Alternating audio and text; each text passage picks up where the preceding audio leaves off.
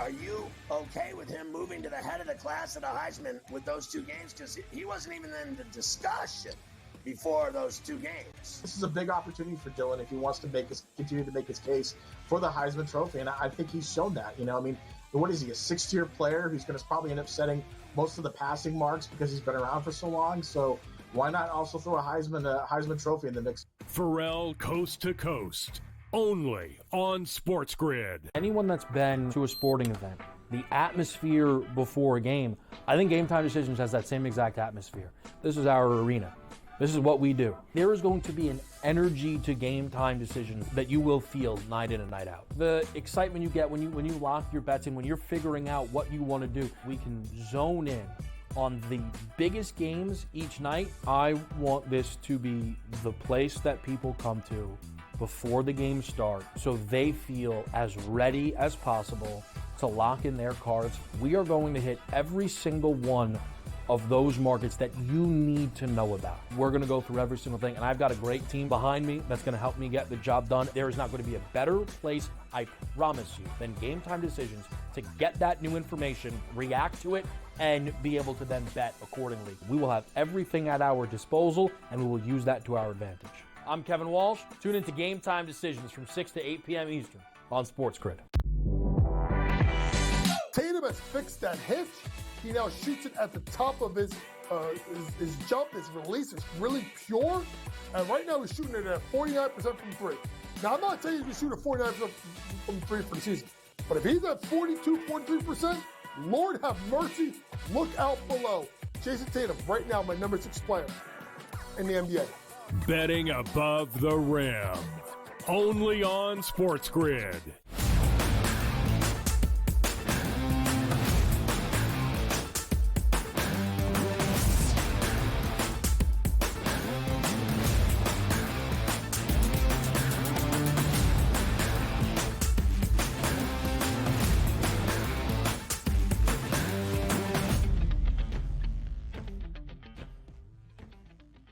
Hello and welcome to a Tuesday live right here on the early line on SportsGrid and all across the SportsGrid network. That includes sportsgrid.com/watch, where you can find your favorite destination to consume everything all across the grid. He is Joe Ranieri. I am Ben Stevens. We are here together for the next 3 hours up until 11 a.m. Eastern Time.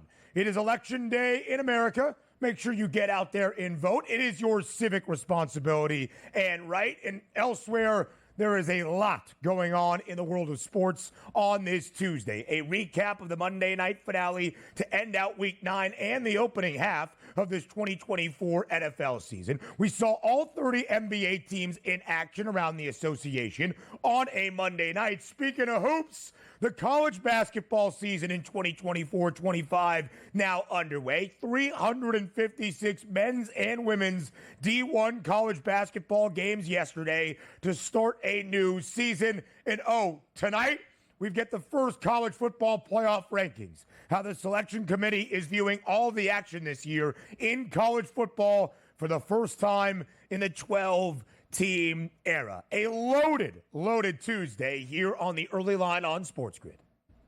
Yeah, and another late night, Ben, staying up watching, of all things, college basketball out west with Baylor and Gonzaga. So it is that time of year, my friend. No sleep for the weary. Let's get it rolling.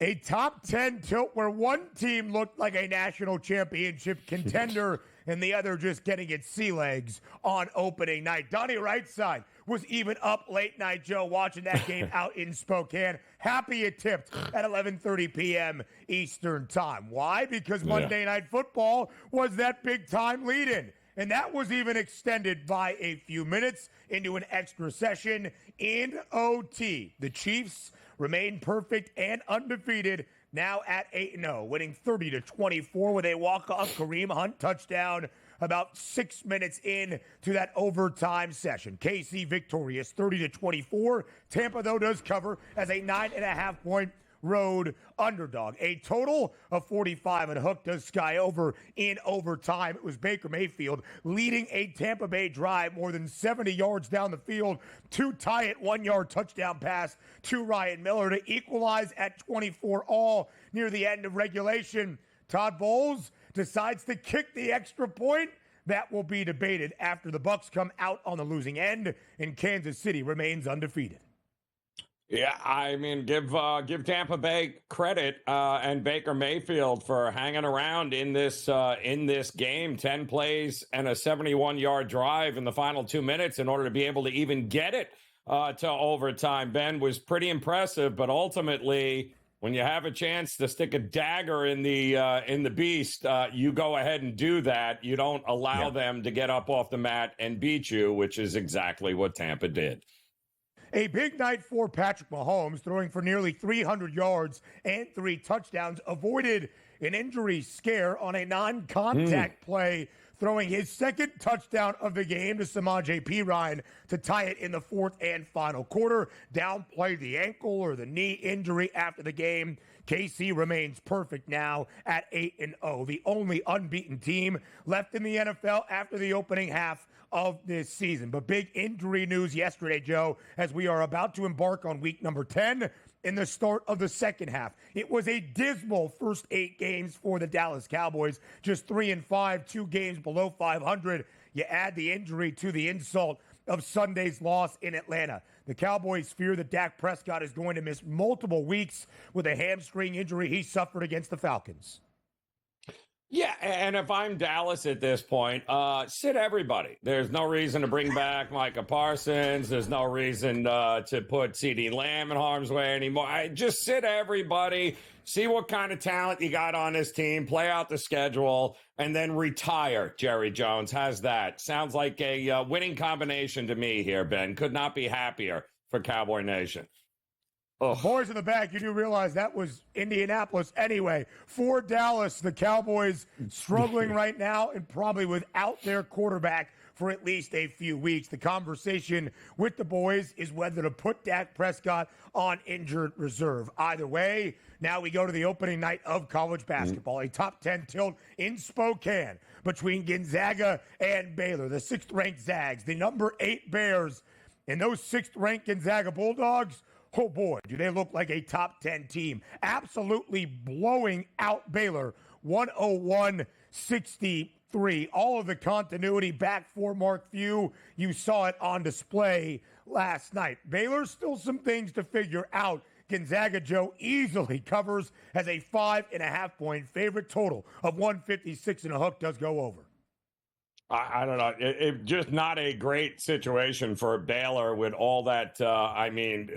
New guys, young talent, not a lot of bigs, a whole lot of guards. And now you got to travel cross country to play in the backyard of Mark Few, who brings back just about everybody. Ben, and here we go again with the Zags, who are going to make one final push here, I think. And boy, oh boy, did they ever look the classic Gonzaga part last night. Only it wasn't against, it wasn't against a bottom feeder. It was absolutely against a powerhouse in the Big 12 and Baylor. So impressive stuff last night. Nolan Hickman leads the way for the Zags, 17 points. Graham Ike back as well, 15 points. And Ryan Nembhard orchestrating the offense had 11 dimes. The other marquee matchup we had late night out in Las Vegas, Ohio State unranked, but in its first full year with Jake Diebler, who was the interim head coach last year in Columbus, and things off to a great start in his first full campaign. Bruce Thornton leads the way for Ohio State as they topple 19th-ranked Texas 80-72. The Buckeyes went outright as a very short 1.5-point underdog.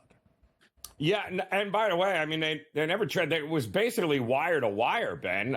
It wasn't even close. Ohio State was just phenomenal from the get-go, and here we go again with the University of Texas. Let the chance begin. They need a new coach. It's bound to happen at some point if they lose just a few games at Texas. Very unrealistic. The Longhorns shorthanded last night, but their outstanding freshman Trey Johnson, he was on display. Game high 29 points. Now we go to the NBA. All 30 clubs in action. A full night around the association in the debut in a Sixers uniform for Paul George. Out in Phoenix, the Suns get a home win, spoiling PG's debut for Philadelphia. He did miss a game-tying jumper late in regulation as the Suns hold on 118-116 to win their fifth consecutive game. The 76ers do cover as a 7-point road dog. Yeah, Kevin Durant was not interested in Paul George's opening game for the Sixers as he dropped 35 himself and just stuck a dagger in him. But there could be a lot of turmoil in Philadelphia this year. They better figure out the Embiid situation quickly. Otherwise, that could spiral out of control. Philadelphia now just 1-5 this season. Last night, their first cover in any of their 5 L's so far. The only undefeated team out in the Eastern Conference, that's the Cleveland Cavaliers. They win by 2 against a Giannis-less Milwaukee Bucks team at home last night. 116-114. Milwaukee does cover, though, as a hefty road dog. Yeah, Lillard drops 36, but Darius Garland goes, yeah, I see you one, and drops 39. So they went toe-to-toe with one another. It was a great game, but the Cavs proving to be a bit of a handful here for the NBA this year. The first time in any of their 8 wins, the Cavaliers did not cover a number this season. Oklahoma City remains unbeaten in the Western Conference, 102-86 the win for OKC against Orlando. Garrett Cole avoiding any drama. He returns to the Yankees on his original deal. He could have opted out, got a $1 million or 1 year, $36 million pay raise and extension. Instead, he is back in New York. The Yankees retain their ace. Plenty more around Week 9 and the Monday night finale in Kansas City. Up next.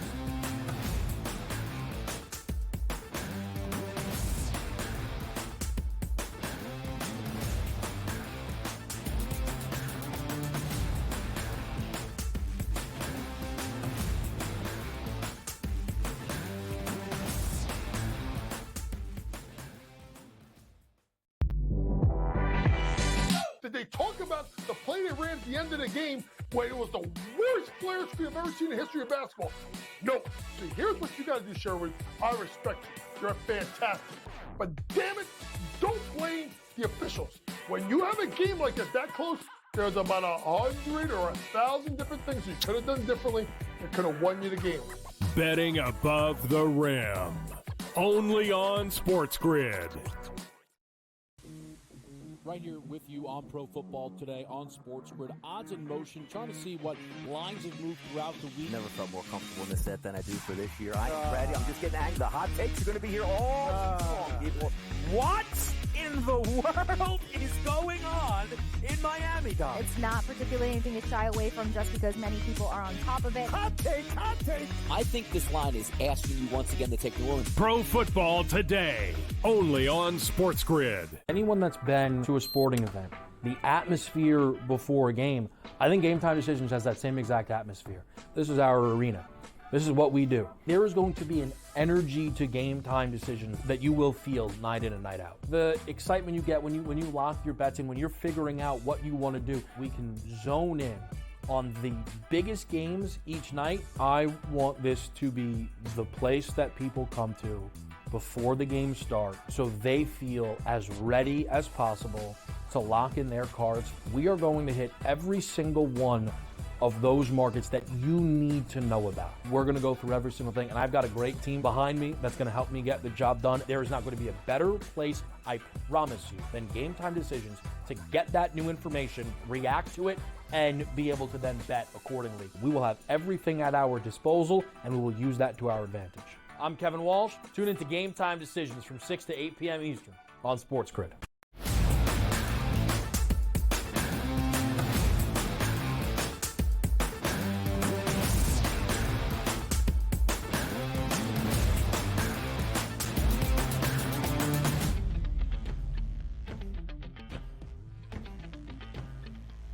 Live right here on the early line on SportsGrid. It is a Tuesday. Looking back on a Monday night in Kansas City in the conclusion of week number 9 around the NFL. Not just week 9 coming to a close, any ordinary week, Joe, in the National Football League with the opening half of this NFL season. Now officially at the midway point of this 18-week regular season around the NFL. And at the midway point, only one team is left perfect and left unbeaten. That, of course, the two-time reigning Super Bowl champion Kansas City Chiefs, improving to 8-0 last night with an overtime victory, knocking off Tampa Bay 30-24. The Bucs do cover as a 9.5-point road dog. The over-under does go over of that total at 45 and a hook. It was Kareem Hunt finding Pater for a fourth consecutive game of his 5 in Kansas City once again to give the Chiefs the walk-off victory in OT. The Chiefs win. They're 8-0. The Bucs cover. They tied it up in the final seconds of regulation. Baker Mayfield putting together a game-tying drive. And Todd Bowles, Joe, decides to kick the PAT instead of go for 2. 3 teams on the road in week number 9 scored a game-tying touchdown in the final 2 minutes of regulation and elected to tie it with the extra point and not go for 2 to try to pull the upset on the road. All 3 teams ended up losing in overtime. Not what you would like to see. Regardless, Kansas City wins, does not cover, but remains perfect at 8-0. Yeah, and I mean, really, they came out in the second half. And what a difference the second half was versus the first half, where the offenses really struggled for both teams early. But in the second half, Tampa came out and pretty much dominated. I mean, they won the third quarter 10-0, gave themselves that 17-10 lead. And then, of course, Mahomes and company got that running game going, and give them credit. The weather wasn't great. There was a lot of money coming in on the under last night, Ben. Last minute thought might be some wind, and of course a lot of wet weather there, which obviously we saw Mahomes fall back on his you-know-what a couple of times, which was kind of laughable. But Hunt and company, boy, they rushed for 124 yards on the ground, which is really what allowed them to get the job done in that. But some defensive breakdowns from the Chiefs that we have not seen so far this season. Keeping in mind, the Bucs had no receivers. Like, literally, outside of their tight end, they had nobody available to them in this game, and yet still Baker managed to figure out a way to get this thing to overtime. So kudos, but that's not going to get it done. Kansas City wins these games far too often for my taste here, Ben.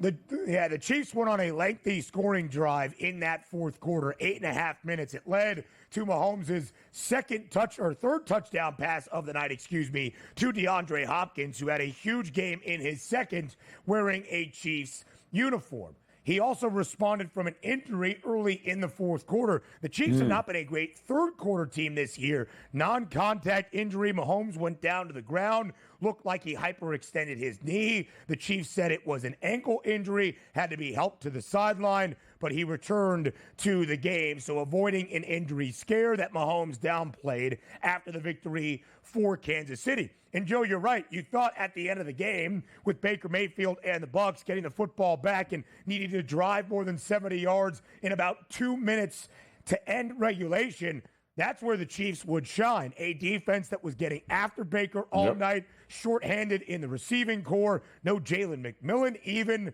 with the significant injuries we already knew about entering with Mike Evans and Chris Godwin. And Baker still found a way to tie the game in regulation, which Todd Bowles said after.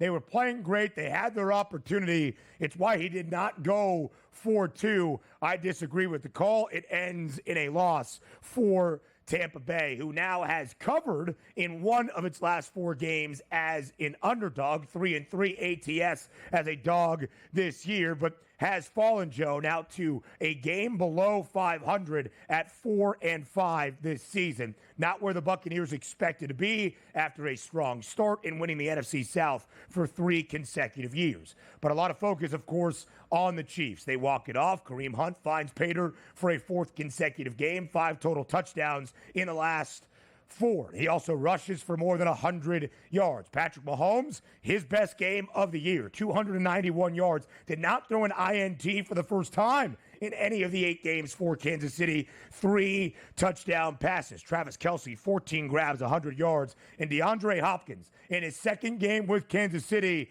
8 grabs, 86 yards, 2 touchdowns, Joe. That is what Nuke can add to this KC offense. Had to be an optimistic offensive picture for Kansas City last night. Well, and the smile on Diop's face has to be hilarious. You go from Will Levis to Patrick Mahomes.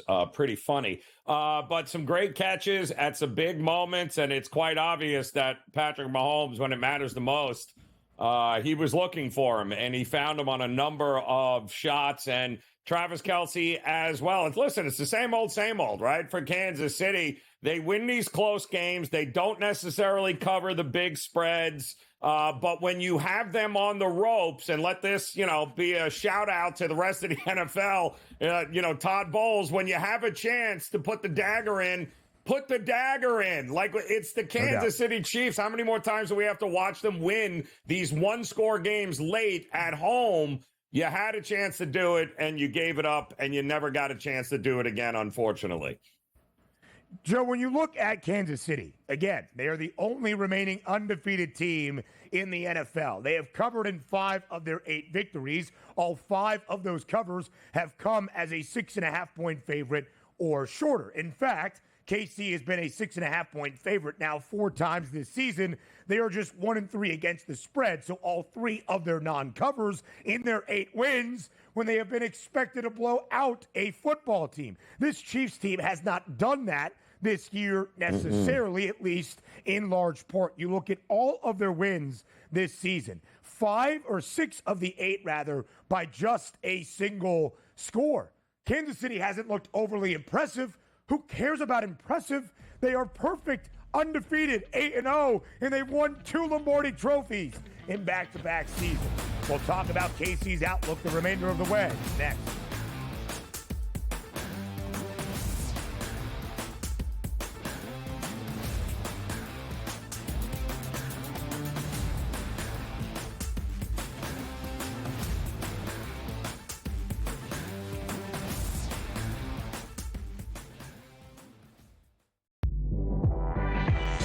Did they talk about the play they ran at the end of the game when it was the worst player screen I've ever seen in the history of basketball?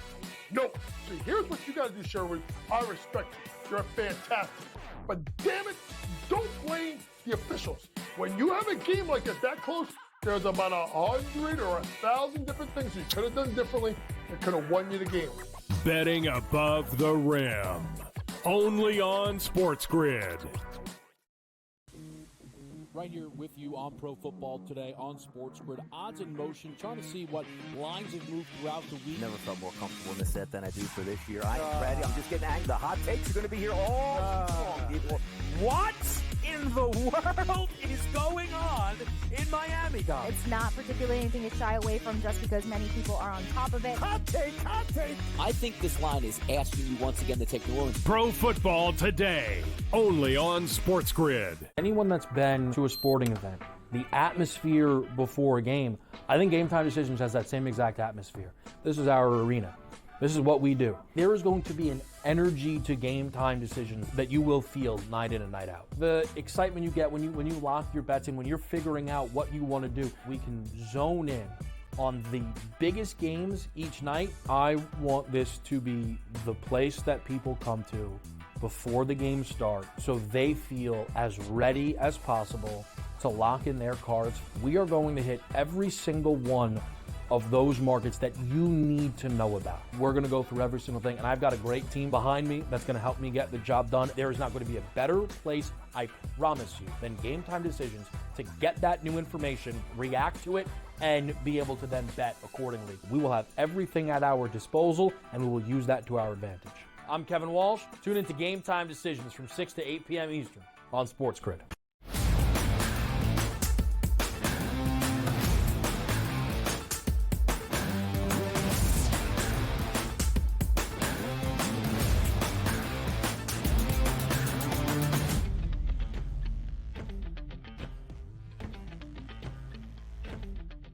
We are now officially at the halfway point of this 2024 National Football League regular season. 9 weeks in the book in an 18-week regular season.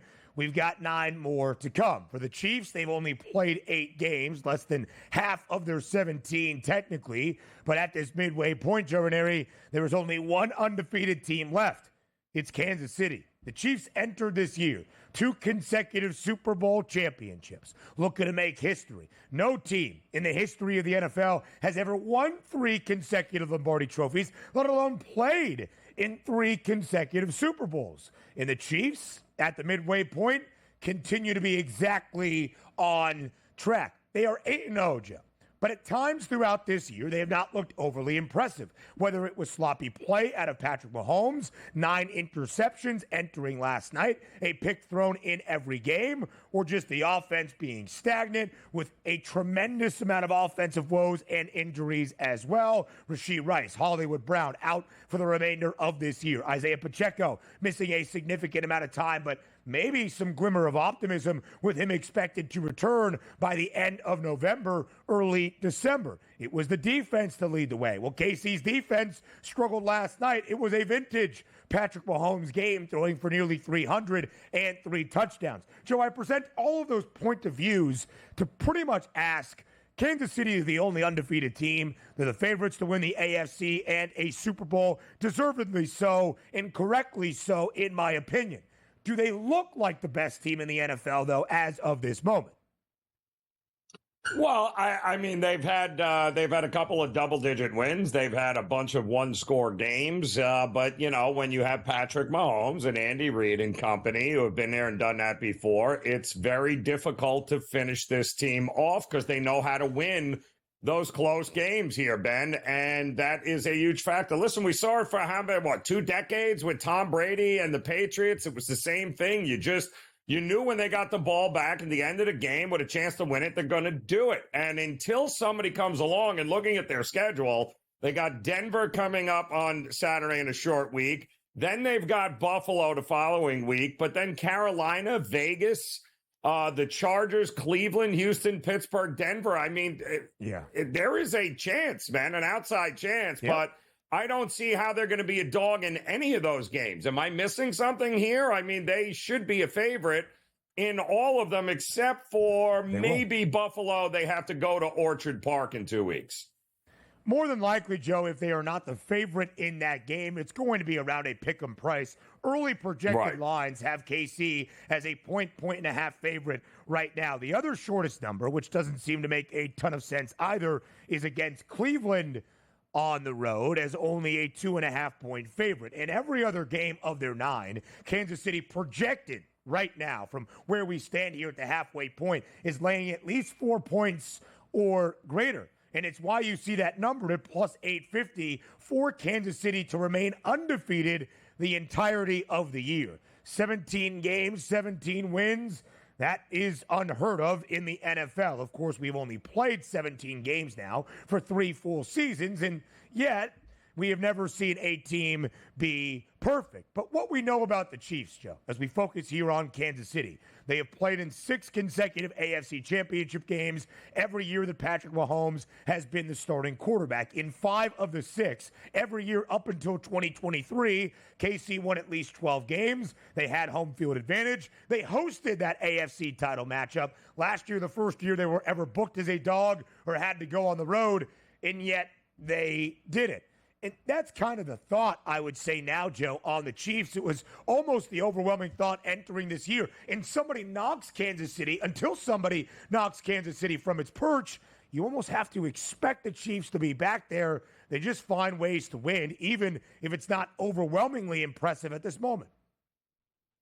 They could care less. And, you know, they've been there and they've done this before, Ben. They know you just win the games. Doesn't make a difference. Win the games. Yeah.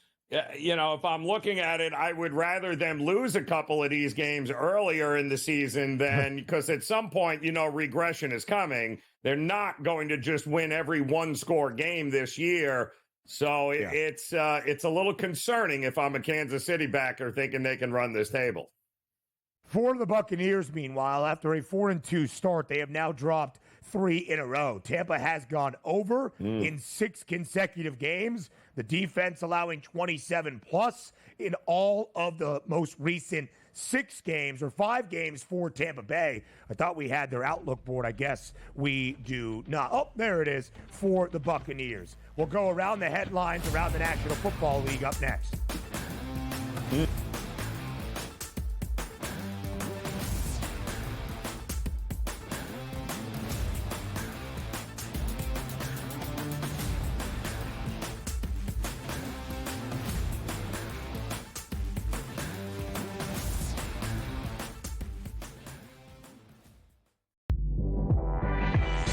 Did they talk about the play they ran at the end of the game when it was the worst flare screen I've ever seen in the history of basketball?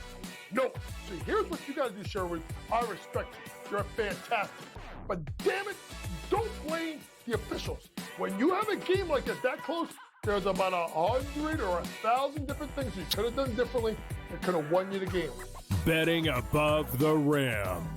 Only on SportsGrid.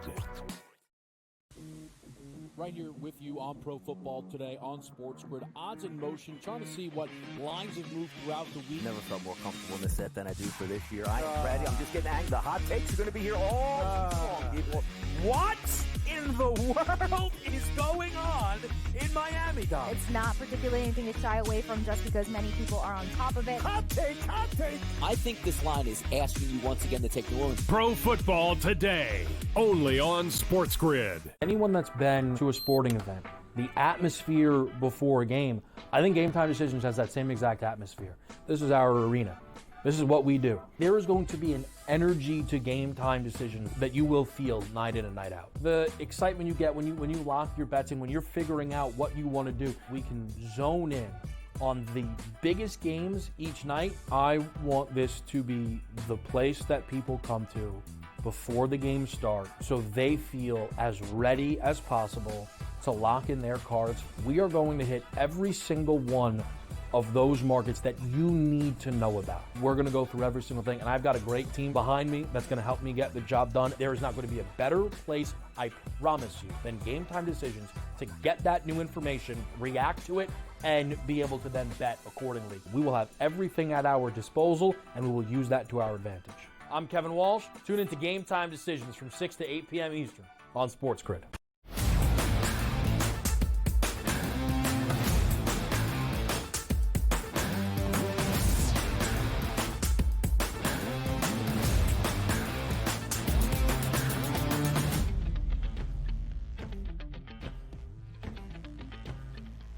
As we end out the opening half of this 2024 NFL regular season, we end out week number 9. Of course, we already look forward to week 10 in the second half starting this weekend. Huge game on Sunday in Dallas. The Cowboys taking on their divisional rivals in the Philadelphia Eagles. And Joe, for Dallas, the Cowboys are about to be shorthanded. Bad news yesterday for the boys after suffering their 5th loss of the season already in Atlanta. You add on the injury. Dak Prescott exited the game early with a hamstring injury. The Cowboys fear he is going to be on the sideline for multiple weeks. More than likely going to avoid the IR at this moment, but going to miss multiple weeks for a Dallas team that is already 2 games below 500 at 3-5. Joe, it's hard for the Cowboys to say the opening half was not an utter disappointment and disaster. Not so sure how the second half gets off to a smoother start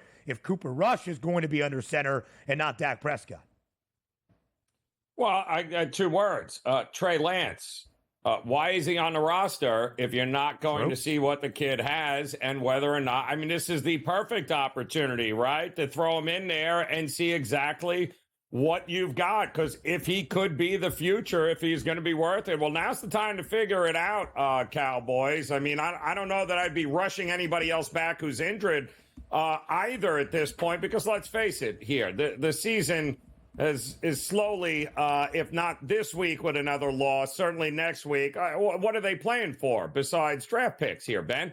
I think it's time for the Cowboys to have to hit the reset button, figure out what you got on this roster, and start again next year, because this version of the Cowboys ain't going to get it done, Ben, in any way, shape, or form. And, Joe, that was the precarious thing for Dallas entering this season, right? All of the offseason drama, the inability to go out and acquire a running back, just trusting that Rico Dowdle was the guy. That was one thing, and then it took forever to get CeeDee Lamb and Dak Prescott their contract extensions. Dak became the highest paid quarterback in the NFL. CeeDee Lamb, the second highest paid wide receiver in the National Football League, but he was holding out of training camp to begin, and then all of that even further, Joe, where you were tempting fate with some of your most significant star players offensively in the faces of your franchise and not keeping them under contract. Your head coach was on the warmest seat the NFL has ever known because Mike McCarthy was brought back when it seemed like he was going to be fired after another playoff disaster as well for Dallas. But instead of bringing him back and showing even a small vote of confidence in him, he was not brought back with a contract extension. It is now playing out the tune on his contract. He's a lame duck. He's a dead man walking. Mike McCarthy is going to be fired. It's not a matter of if. It's now a matter of when. And all of that is going into a team that is 3-5. And all of that, Joe, is going into a team that regardless of their postseason struggles and their non-success since winning their last Super Bowl in 1995, the one thing you have to give credit to the Cowboys for is winning games in the regular season. More than likely going to win double-digit games, more than likely going to at least contend for that NFC East divisional title. They have done so in 2 of the previous 3 NFL seasons. And then once they get to the playoffs, it's a different story. Joe, they're not going to get to the playoffs. You can see the numbers off the board. Some interesting odds are not currently on the board around the NFC on the FanDuel Sportsbook, the lovely sponsors of our show on this Tuesday morning. But it doesn't really need the odds outlook to try to make it more positive for Dallas. This season seems like it is done after only 8 games.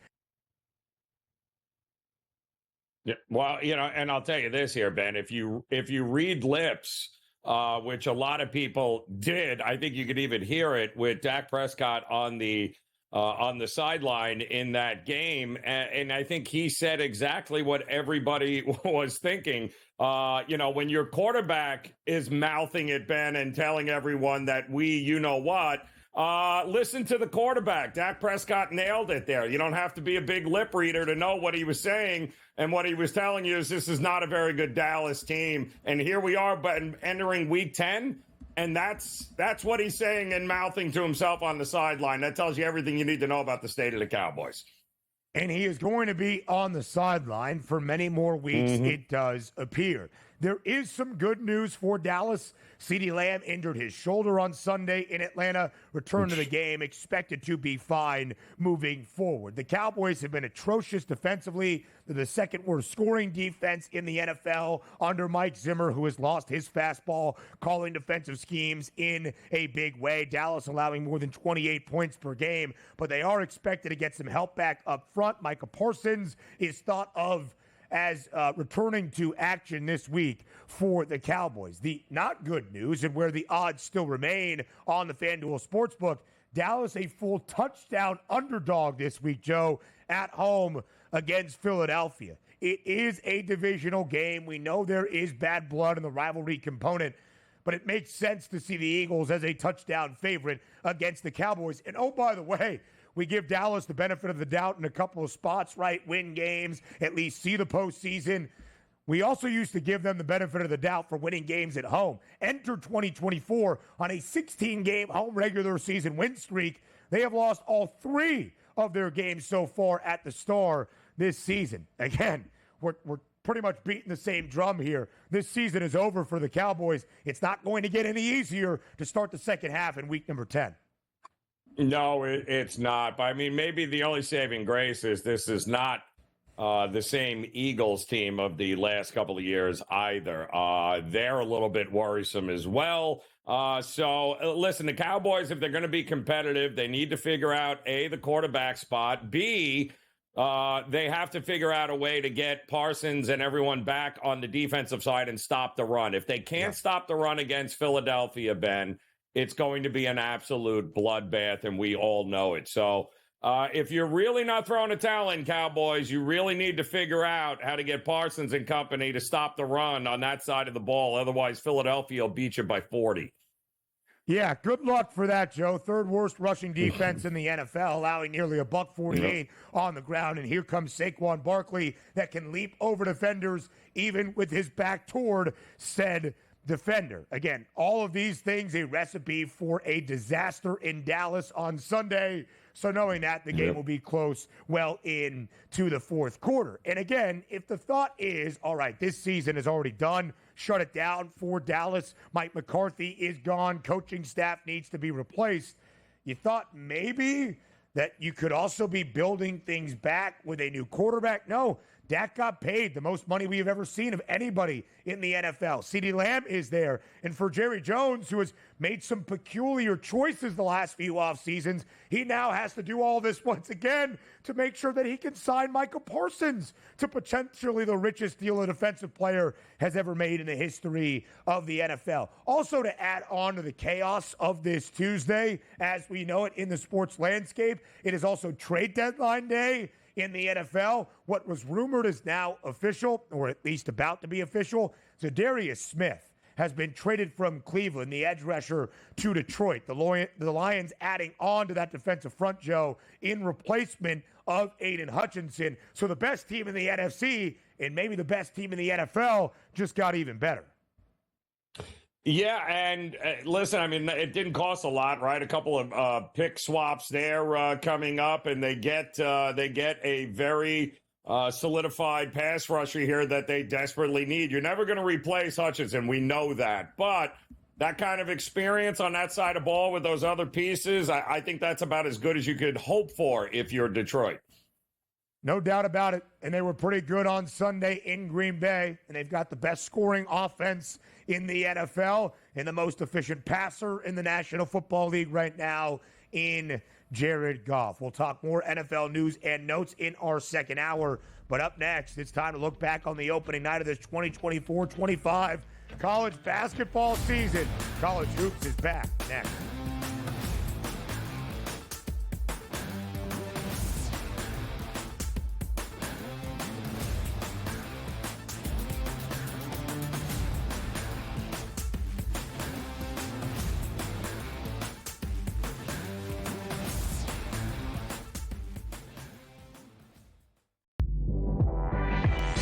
Did they talk about the play they ran at the end of the game when it was the worst player screen I've ever seen in the history of basketball? No. See, here's what you got to do, Sherwood. I respect you. You're fantastic. But damn it, don't blame the officials. When you have a game like that close, there's about 100 or 1,000 different things you could have done differently that could have won you the game. Betting above the rim. Only on SportsGrid.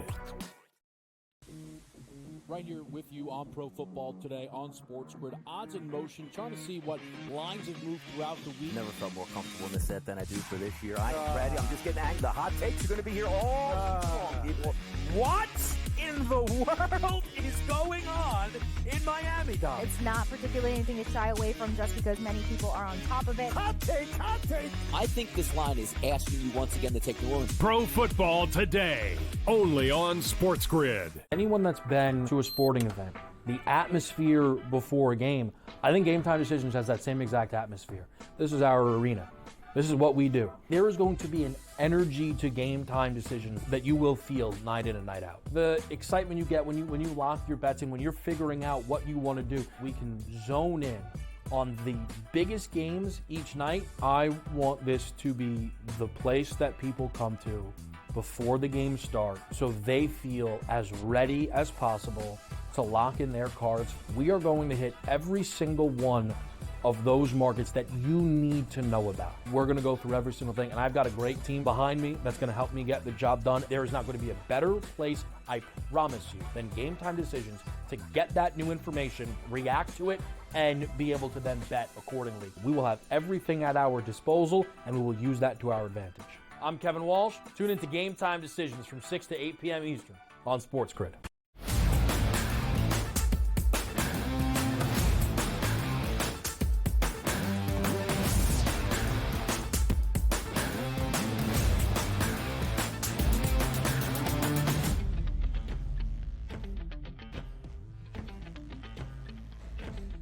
356 Division I men's and women's college basketball games to tip off the 2024-25 season on opening day and deep into the night yesterday in college hoops, including that top 10 tilt that tipped off at 11:30 p.m. Eastern time out in Spokane. 6th-ranked Gonzaga and 8th-ranked Baylor. One team looked like a top 10 team and a Final Four contender. The other certainly figuring out some new names. VJ Edgecombe, of course, the very talented freshman from the Bahamas, and some new starters for Scott Drew and Baylor. But the Zags, who bring back 75% of their production from a season ago, have not skipped a beat. 101-63, nearly a 40-point win for Gonzaga last night against the Baylor Bears. The Zags closed as a 5.5-point favorite.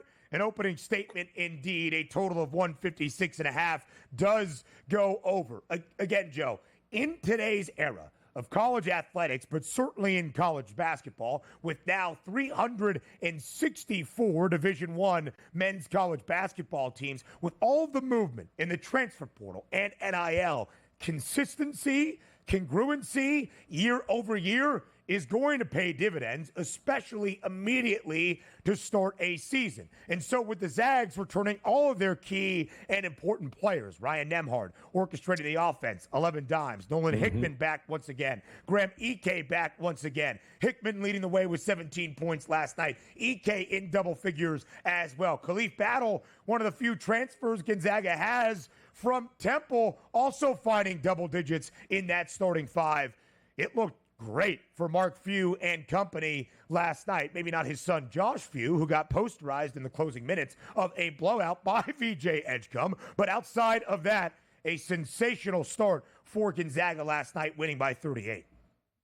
Yeah, and you know what? I got to give them credit here, Ben, because the opening night of college basketball is a lot like week 0 of the college football season, right? You rarely get ranked versus ranked teams right off the bat. In fact, I think last year on the opening night, we didn't have anything even remotely close to that. It's usually all of these blowout centrals like we saw with a lot of the Blue Bloods playing. So the fact that they put this together, Scott Drew and Mark Few, put this and made this happen between these two teams, I'm all for that. I loved it. I know it was a blowout, but I think more teams should do that, especially with the non-conference. That's a heck of a way to start the season. Yeah. Even though it was 11:30 last night, almost midnight on the East Coast, that was kind of must-watch television if you're a college basketball fan. The problem is there was clearly a better team on the court last night, and that was the Zags, and they will continue to be a top 5 team as far as I'm concerned all year long, Ben. It's another one of those years where the Zags, you're not going to be able to fade them very often. Yeah, and Joe, everybody knows the Gonzaga story. They have never won a national championship, all of that good stuff. But the Zags are a team that is consistent and will be there. And if they play as they did last night against top-level competition, boy, oh boy, this Gonzaga team is going to look great. A lot of new names for Baylor, the very talented 5-star freshman from the Bahamas, VJ Edgecombe. He only had 4 points, 2 of 11 from the floor. Norchad Omier, the former Miami big, now in Waco. He did lead the way for Baylor in terms of scoring last night with 15 points. But again, the Zags return basically everybody, or at least a ton of their key components from last year. Gonzaga's number to win a national championship slightly shorter after night number 1, now in a large group at 11-1, 4 teams in that distinction.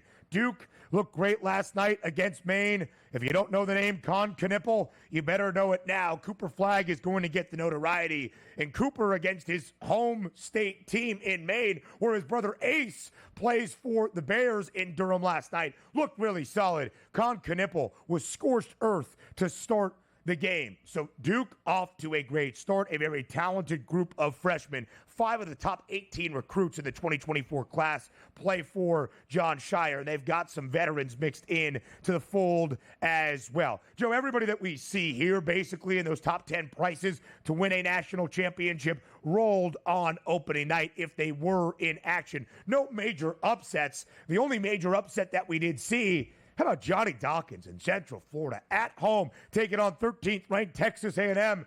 Holds on for a barrage of Aggie threes at the end to upend 13th ranked Texas A&M with a victory. We'll look elsewhere around the country in just a minute. But those are the teams expected to cut down the nets in early April. And the ones we saw on display last night, including Kansas, Iowa State, everybody looked really solid in opening night action. Yeah, except for the SEC, which was the only major conference that had multiple losses last night, including, as you mentioned there, A&M. I mean, we watched Tennessee, Ole Miss, Bama, and Florida handle their business rather easily. But my goodness, I mean, A&M, Missouri, South Carolina, just not a good showing to open up the season for the SEC last night at all. Yeah, South Carolina, getting beat by North Florida. Not a great day for some of those SEC schools against directional schools from the Sunshine State. Joe, late last night we got word in Las Vegas that Texas would be without a few of its key components for its season opener against Ohio State. The true debut of Jake Diebler in his first full year as the permanent head coach for Ohio State. And the Buckeyes look darn good. They win outright as a very slight underdog in Sin City, never trailing, leading from the very tip, 80-72 over the Longhorns. Total of 147 and a hook goes over. Again, the Buckeyes winning outright as a short money line underdog. Bruce Thornton Jr. back for the Buckeyes. Their outstanding backcourt returns, and they add Michie Johnson. Trey Johnson on the other side for Texas. Sensational freshman, but Ohio State, marquee victory to start off this season. Yeah, and listen, I mean, Texas is going to be just fine. They've got that's absolutely loaded. But I was a big Chris Holtmann fan there, and it just got a little stale at Ohio State. And I love what they've done. They made the change. He's now over at DePaul, in fact, and now Ohio State's back at the top. We'll continue to look around college hoops up next.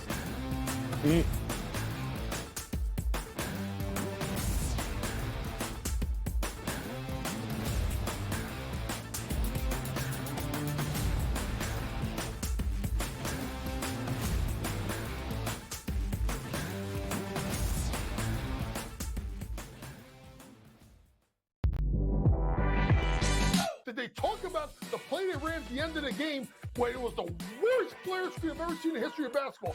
No. See, here's what you got to do, Sherwood. I respect you. You're fantastic. But damn it, don't blame the officials. When you have a game like this that close, there's about 100 or 1,000 different things you could have done differently that could have won you the game. Betting above the rim. Only on SportsGrid. Right here with you on Pro Football Today on SportsGrid. Odds in motion, trying to see what lines have moved throughout the week. Never felt more comfortable in this set than I do for this year. I'm ready. I'm just getting angry. The hot takes are going to be here all season long. What in the world is going on in Miami, Dom? It's not particularly anything to shy away from just because many people are on top of it. Hot take. I think this line is asking you once again to take New Orleans. Pro Football Today, only on SportsGrid. Anyone that's been to a sporting event, the atmosphere before a game, I think Game Time Decisions has that same exact atmosphere. This is our arena. This is what we do. There is going to be an energy to Game Time Decisions that you will feel night in and night out. The excitement you get when you lock your bets in, when you're figuring out what you want to do, we can zone in on the biggest games each night. I want this to be the place that people come to before the games start so they feel as ready as possible to lock in their cards. We are going to hit every single one of those markets that you need to know about. We're going to go through every single thing, and I've got a great team behind me that's going to help me get the job done. There is not going to be a better place, I promise you, than Game Time Decisions to get that new information, react to it, and be able to then bet accordingly. We will have everything at our disposal, and we will use that to our advantage. I'm Kevin Walsh. Tune into Game Time Decisions from 6 to 8 p.m. Eastern on SportsGrid.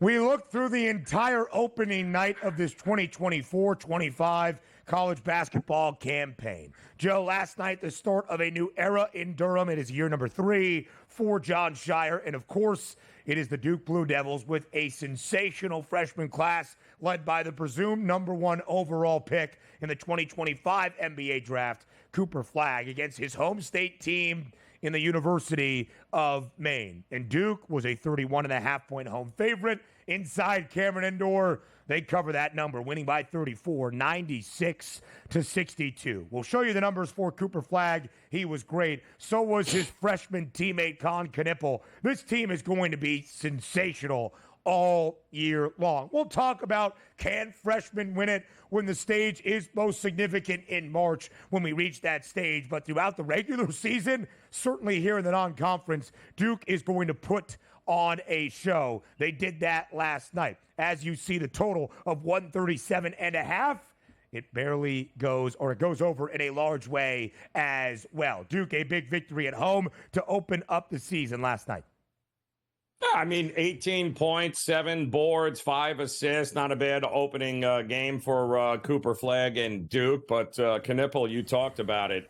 This kid may very well, he's going to fly under the radar because of Cooper Flagg on this team. He's not going to get the headlines. But can I tell you something? I mean, he had 22 last night, but he looks like a guy that can absolutely affect the game, not just offensively, again, but defensively. He looks like a tremendous two-way player that is going to be a big reason. If Duke's going to make a run at this, Cooper Flagg is obviously not going to go away anytime soon, but this kid is going to be the reason why they can make a run in this. Yeah, absolutely, Joe. And they balance this very talented freshman class with a couple of returning veterans as well, led by Tyrese Proctor. You add in Mason Gillis, the transfer from Purdue that was a staple, do-it-all type of guy for Matt Painter in West Lafayette the last few years. 4 of the 5 starters for Duke last night scoring in double figures. The only guy who did not, Kaman Maluach, another one of the freshmen who is sensational. Caleb Foster getting into double figures as well. Cooper Flagg played 30 minutes last night, 18 points, 7 boards, 5 dimes, 3 steals.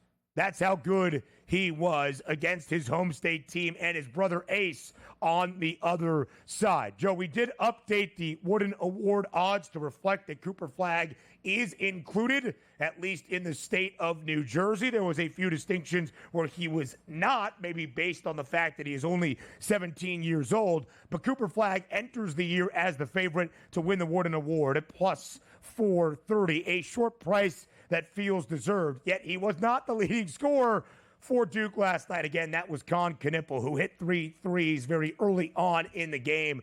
A talented Duke team that is the national championship favorites as well.